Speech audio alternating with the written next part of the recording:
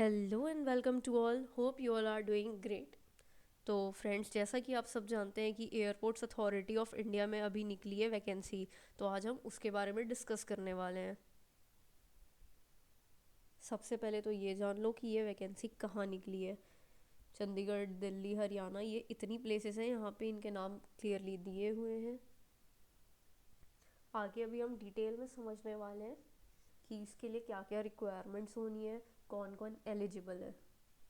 तो सबसे पहले एलिजिबिलिटी क्राइटेरिया तो यही है कि ये वैकेंसीज इन प्लेसेस पे निकली है, तो आप इन प्लेसेस पे प्रेजेंट होने चाहिए, क्योंकि ये वर्क फ्रॉम होम नहीं है, आपको ऑफिस जाना होगा।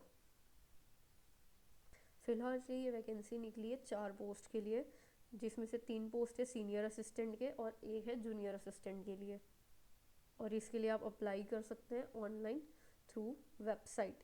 हो सकता है कि जब आप इस वेबसाइट पे अप्लाई करने जाओ उस वक्त ये ना चले, तो पैनिक मत होना, क्योंकि कभी कभी साइट्स डाउन होती हैं, चलती नहीं है हर समय। तो आप थोड़ी देर बाद फिर से ट्राई कर सकते हो। अब एप्लीकेशन के लिए डेट्स क्या है, कब से कब तक आपकी एप्लीकेशन एक्सेप्ट की जाएगी। 4 फेब से शुरू हो चुका है। 4 फेब के बाद आप जब भी एप्लीकेशन डालो 5 मार्च तक, इसके बाद की आई कोई भी एप्लीकेशन एक्सेप्ट नहीं होगी। So be careful about the dates. उसके बाद आपको यहाँ ये पीडीएफ आपको ना हमारे टेलीग्राम चैनल पे मिल जाएगा, जिसमें आप देख सकते हैं कि कौन से पोस्ट में टोटल कितनी वैकेंसीज निकली हुई है।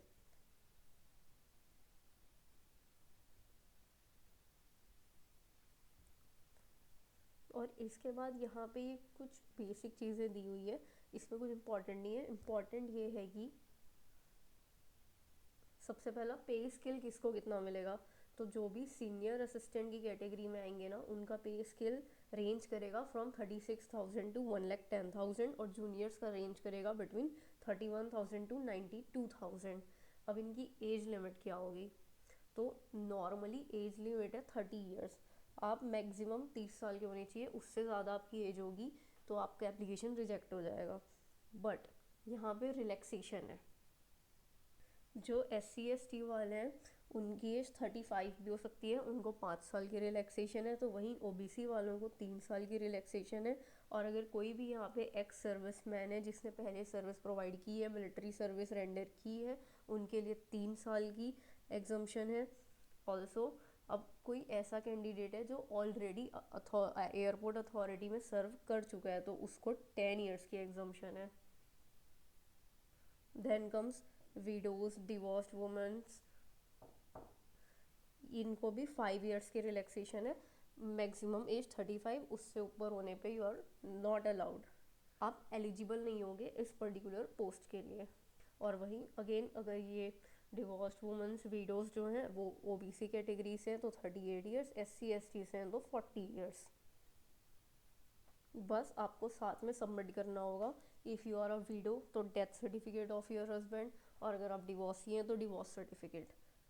देन अगर कोई पर्सन है जिसको डिसेबिलिटी है किसी भी तरह की, तो उनके लिए भी एज में रिलैक्सेशन है, जो कि है 10 ईयर्स, 13 ईयर्स एंड 15 ईयर्स। अब ऊपर हमने देखा जिन्होंने आर्म्ड फोर्स में सर्व किया है। अब यहाँ पे लिखा है जिन्होंने आर्म फोर्स में सर्व किया है और कंप्लीट किया है 4 ईयर्स ऑफ सर्विस, उन्हें मिलेगी 3 ईयर्स की एज रिलैक्सेशन। और वही 3 ईयर्स की रिलैक्सेशन 5 ईयर्स हो सकती है अगर आप फर्स्ट बैच में थे ऑफ अग्निपथ स्कीम। यहाँ हमने कुछ बेसिक एलिजिबिलिटी क्राइटेरिया समझ लिया है। अब हम समझ लेते हैं कि क्वालिफिकेशन क्राइटेरियाज क्या है यहाँ पे। तो जो 4-5 पोस्ट निकली है उसमें से पहली सीनियर असिस्टेंट में ऑफिशियल लैंग्वेज के लिए। अब यहाँ लैंग्वेज की बात हो रही है तो आपके पास मास्टर्स होनी चाहिए इन अ पर्टिकुलर लैंग्वेज, या बोथ द लैंग्वेजेस, दोनों लैंग्वेज में, फ्रॉम अ रिकॉग्नाइज्ड यूनिवर्सिटी। और इस डिग्री के साथ साथ एक चीज़ है जो कंपलसरी है कि आपको नॉलेज होनी चाहिए कंप्यूटर की, MS ऑफिस में आपको काम करना आना चाहिए, और साथ ही साथ आपके पास 2 साल का एटलीस्ट एक्सपीरियंस होना ही चाहिए। अगेन अब इसके बाद अकाउंट्स के लिए वैकेंसी, अकाउंट्स में भी 2 कंपलसरी सिचुएशन है, आपको MS ऑफिस में काम करना आना चाहिए और 2 साल का आपके पास एक्सपीरियंस होना चाहिए। वहीं इलेक्ट्रॉनिक्स की बात करें तो आपके पास उस पर्टिकुलर फील्ड में डिप्लोमा होना चाहिए। फिर वहीं जूनियर असिस्टेंट की बात करें तो या तो जूनियर असिस्टेंट 12th पास होना चाहिए, या अगर आप सिर्फ 10th पास हो तो 10th पास के साथ आपके पास 3 इयर्स का अप्रूव्ड एक रेगुलर डिप्लोमा होना चाहिए इन मैकेनिकल, ऑटोमोबाइल या फायर, क्योंकि आपको फायर सर्विस में सर्व करना है। तो ये तो हो गई आपकी क्वालिफ़िकेशन कि क्या क्या क्वालिफ़िकेशन चाहिए टू बी एलिजिबल। इसके बाद दूसरा बेसिक चीज़ ये है कि आपके पास ड्राइविंग लाइसेंस होना चाहिए, और इन सब के बाद होगा आप, अगर आप सिलेक्ट होते हैं तो आपके कुछ 3-4 टेस्ट होंगे, उनमें से एक टेस्ट होगा physical test, that is basically physical and medical test, जहाँ पे आपकी आई साइट चेक की जाती है, हियरिंग, स्पीच, हाइट, वेट, ये सारी चीज़ें चेक की जाती है। और इसमें क्या क्या क्राइटेरियाज हैं वो ऑलरेडी यहाँ पे गिवन है, आप ये एक बार देख लेना, अगर आप इसे फुलफ़िल करते हैं तो ही आप आगे के प्रोसेस में जा पाएंगे। अब इसका प्रोसीजर क्या होगा, सबसे पहले तो अभी ऊपर जो हमने वेबसाइट देखी वहाँ पे जाके आप एप्लीकेशन सबमिट करोगे। एक बार आपका एप्लीकेशन सिलेक्ट हो गया, उसके बाद आपका होगा रिटन एग्ज़ाम, जो कि होगा 2 घंटे का। अब इस रिटन एग्ज़ाम में क्वेश्चन क्या आएंगे, तो आप जिस पर्टिकुलर फील्ड के लिए अप्लाई करोगे ना, उस फील्ड के जो रेस्पेक्टिव सब्जेक्ट्स हैं, जो वहाँ पे जिनका इंपॉर्टेंस है, उन सब्जेक्ट से क्वेश्चन आएगा। दूसरा आएगा जनरल नॉलेज से question. Once you clear this, उसके बाद होगा आपका कंप्यूटर लिटरेसी टेस्ट, क्योंकि ये तो कंपलसरी था, MS ऑफिस, और उसके बाद होंगे आपके सारे डॉक्यूमेंट्स का वेरिफिकेशन। अब यही प्रोसेस सब में चलने वाला है, पहले होगा आपका टेस्ट, फिर MS ऑफिस, उसके बाद डॉक्यूमेंट वेरिफिकेशन, जिसमें आपको मिनिमम 50 मार्क्स लाने हैं, और SC/ST में 40 मार्क्स। इलेक्ट्रॉनिक्स वालों के लिए MS ऑफिस का टेस्ट नहीं होगा, उनका सिर्फ कंप्यूटर बेस्ड टेस्ट होगा और डॉक्यूमेंट वेरिफिकेशन होगा। और वहीं अगर हम जूनियर असिस्टेंट पे आए तो उनका सिर्फ कंप्यूटर बेस्ड टेस्ट होगा।